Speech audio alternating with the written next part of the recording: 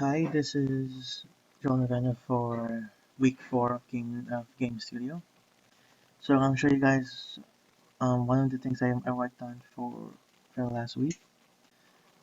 One of the few things was, well, it's a bit minor, but it is important to the gameplay, was a glitch, a bug fix on one of the assets I created for level 1-3, which is the tomb level.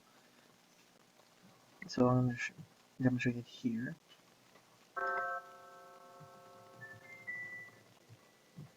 Sorry, falling. Okay, so those are the falling stalactites I developed last semester. They work now. Okay, so right, so I'm actually there now. Okay, so in this level, sorry about that. But okay, so in this level, there's actually something that was that is one implement called basically a one-way door, where the player can go through one side of the door, but not the other way. So what was a glitch that was happening was that when the player would go through the door, they would glitch in and out, in and out of it, kind of like a staggering motion.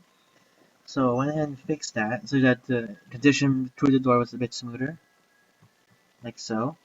So just like the player just went through, now they can't go back anymore. So I'm gonna demonstrate that one more time. Oh yeah, double jump here. This level is actually using the double jump feature, which according to the Game document is only available in this level. More on that later. So one more time for the one-way door. Player can go through one way, but not the other way. Okay. Next thing is saving that. Next thing is I'll show the double jump feature.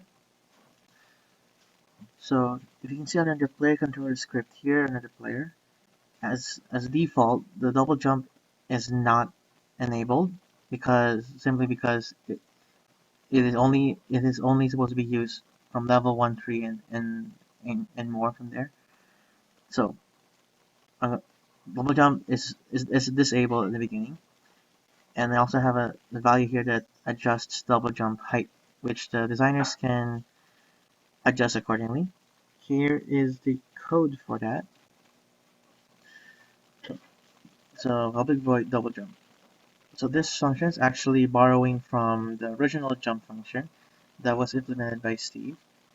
The only changes is the fact that I had to set the player's velocity to 0 when the player initiates the double jump. Otherwise, if the velocity isn't set to 0 when the double jump happens, the player would use the leftover velocity from the first jump to either shoot all the way up and jump really high, or not do the second jump at all. So these 3 lines of code makes that difference. So ideally I could combine these 2 functions and add this function within here in a condition statement.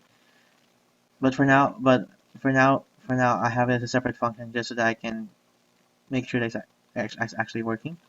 I can put it into one full function, perhaps later on.